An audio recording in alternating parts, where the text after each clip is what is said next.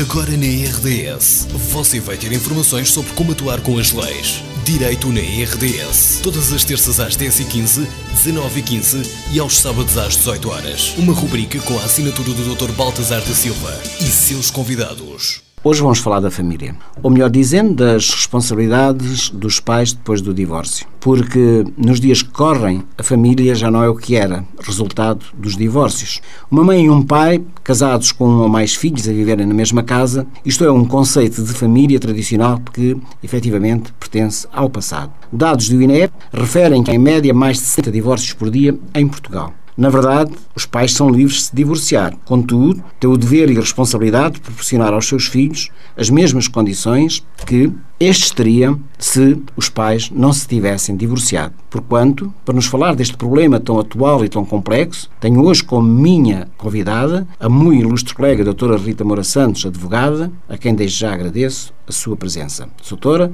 peço-lhe então que explique aos nossos ouvintes o que é isto das responsabilidades parentais. As responsabilidades parentais, ou melhor, o exercício das responsabilidades parentais, resume-se ao que antigamente se chamava a regulação do poder paternal às obrigações que os progenitores, pai e mãe, têm para com os filhos, nomeadamente o de os educar, alimentar, garantir segurança, saúde e sustento. O problema da definição do exercício das responsabilidades parentais de cada um dos progenitores só se coloca quando os mesmos deixam de viver na mesma casa, seja por motivo de divórcio, se forem casados, seja porque se separam, uma vez que viviam em união de facto. A regulação em concreto do exercício das responsabilidades parentais pode ser feito de duas formas: por acordo entre os pais, por decisão preferida em tribunal. Quando há acordo entre os pais, basta estes irem ao tribunal da comarca onde o menor passará a residir e requerer que o juiz homologue o acordo a que ambos chegaram, a fim de este acordo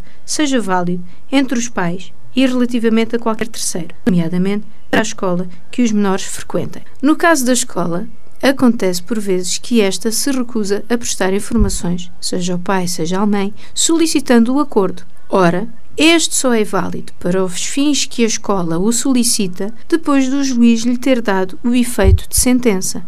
Imagine que um pai pretende saber a nota do seu filho e a escola lhe pede o acordo. Este tem de contemplar que o pai tem direito a ter acesso a tais informações. Se os pais não conseguirem chegar a acordo quanto a todos os assuntos que já irei referir, é necessário que estes contactem um advogado, de modo a que o mesmo inicie um processo de regulação das responsabilidades parentais junto do tribunal competente. Vou então agora explicar em concreto o que é que tem que ficar definido na regulação das responsabilidades parentais.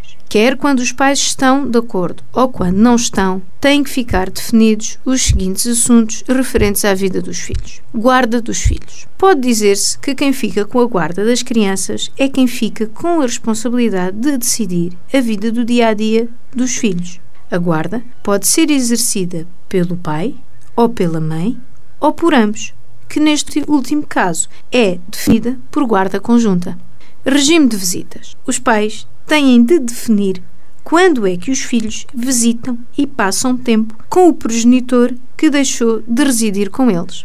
Assim, o que normalmente é estabelecido é que os filhos passam um fim de semana, de 15 em 15 dias, com o progenitor com quem habitualmente não residem.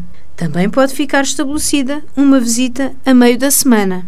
Contudo, nesta situação de eventualmente os pais definirem uma visita a meio da semana, há que acautelar o horário escolar, as atividades extracurriculares que eventualmente os filhos tenham e o descanso dos mesmos. No caso do dia do aniversário dos filhos, normalmente fica estabelecido que os filhos jantam com o progenitor com quem não residem. No entanto, o acordo pode ser outro qualquer. No caso do aniversário dos pais, os filhos devem estar com eles, mas tudo depende do acordo entre os pais e não esquecendo o respeito pelas horas do descanso dos filhos.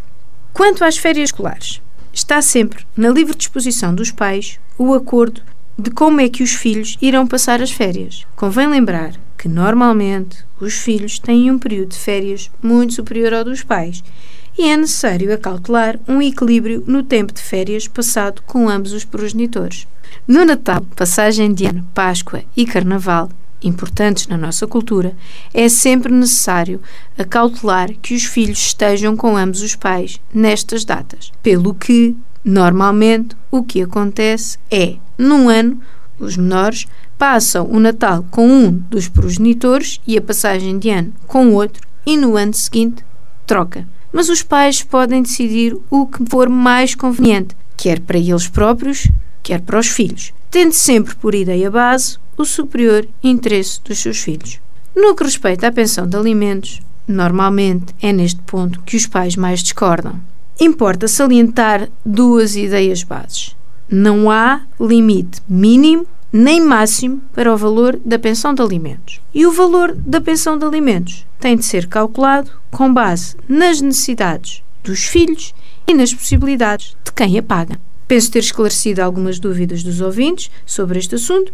Agradeço o convite e a atenção dispensada. Até breve. Agora na RDS, você vai ter informações sobre como atuar com as leis. Direito na RDS. Todas as terças às 10h15, 19h15 e aos sábados às 18 horas. Uma rubrica com a assinatura do Dr. Baltasar da Silva e seus convidados.